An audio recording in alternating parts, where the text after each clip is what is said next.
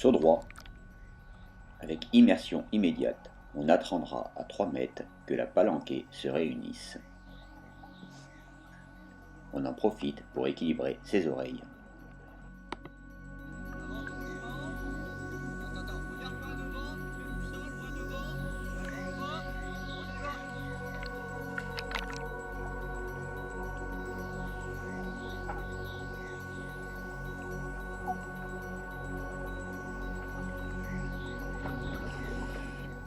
Là, nous avons la démonstration que le saut droit est mal effectué.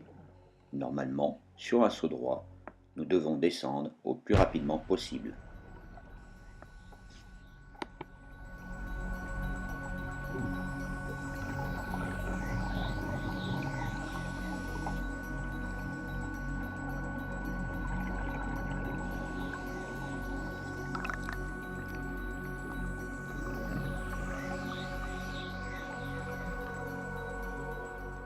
Quand la palanquée est réunie, une insertion dans la fosse des 20 mètres afin de pouvoir commencer les exercices.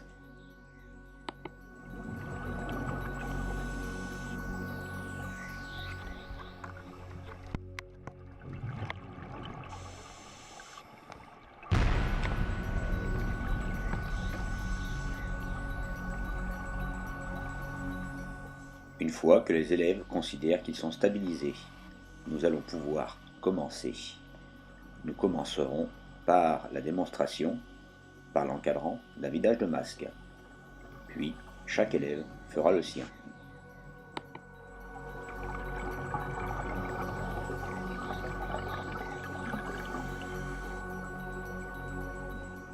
Attention, pour un vidage de masque, ne pas oublier la dissociation bucco-nasale. L'air ne doit pas sortir par les moustaches du détendeur, mais bien par le nez.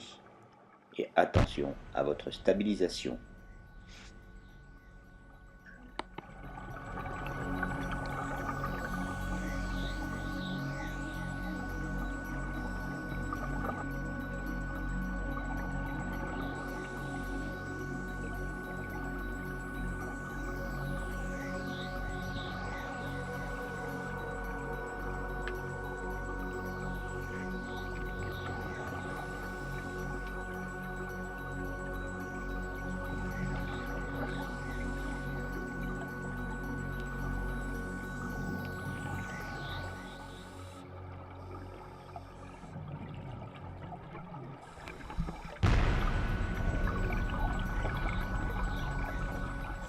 L'encadrant montrera autant de fois que nécessaire la technique du vidage de masque à ses élèves, tant que la maîtrise ne sera pas obtenue par son élève.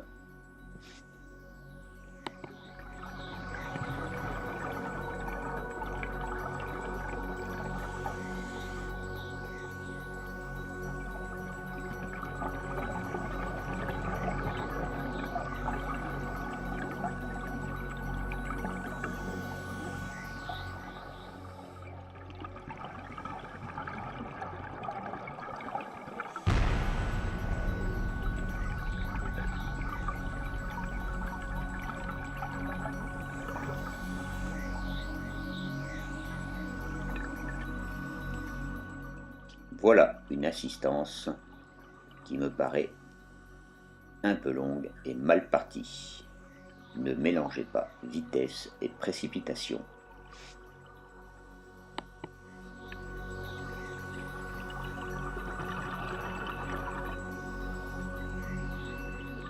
Dans un premier temps, nous dégagerons les palmes de tout obstacle en positionnant l'assisté dans les meilleures conditions. Mon genou est prêt pour la propulsion. Mon assisté est bien positionné. Je puisse contrôler son masque, son détendeur et sous ses instruments. Puis, je regarde vers le haut s'il n'y a pas d'obstacle, en signalant à la palanquée que nous remontons.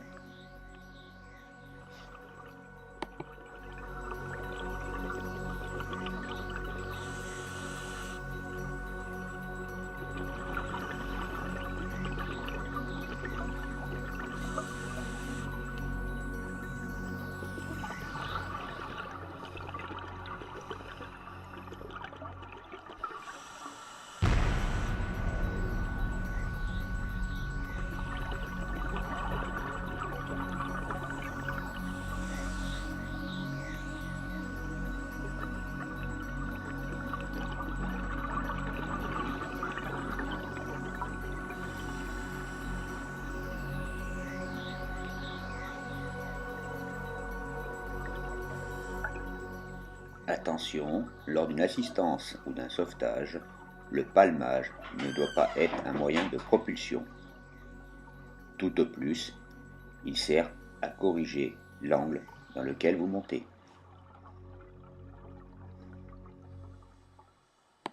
Un palmage excessif, dans la zone des 40 ou des 60 mètres, pourrait vous amener à un essoufflement.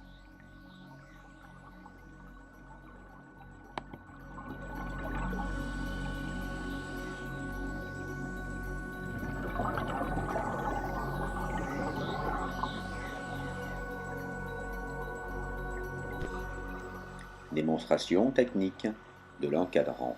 Petit rappel sur les gestes techniques lors d'un sauvetage.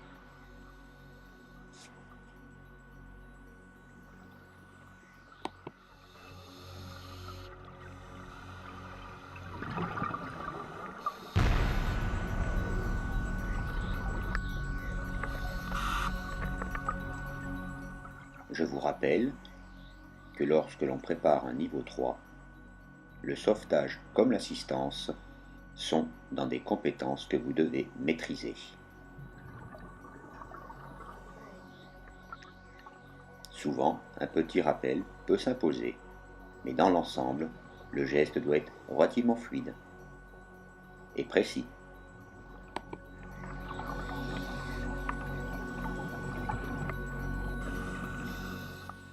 Lors d'une assistance ou d'un sauvetage, essayez autant que possible d'avoir une bonne vision de la tête de votre assisté, une vision sur son masque et son détendeur qui permettra de contrôler sa respiration et si, dans l'ensemble, la remontée se passe pas trop mal.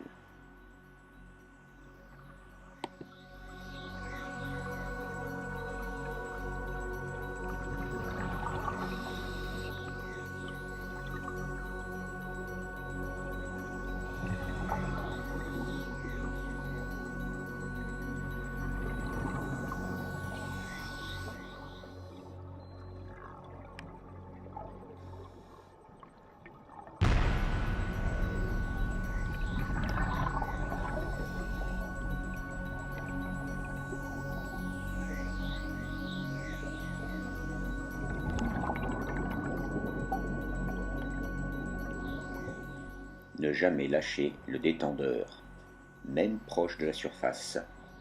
À tout instant, le plongeur assisté pourra le relâcher.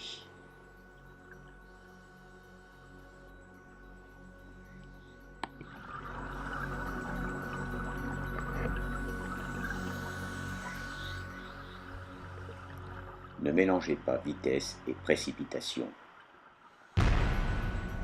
Oui, on prend le détendeur et on le met rapidement en bouche lors d'un sauvetage. Une fois que le détendeur est en bouche, nous avons le temps de positionner l'assisté dans les meilleures conditions afin de préparer son départ. Dans ce cas-là, les deux plongeurs se retrouvent encore une fois au fond.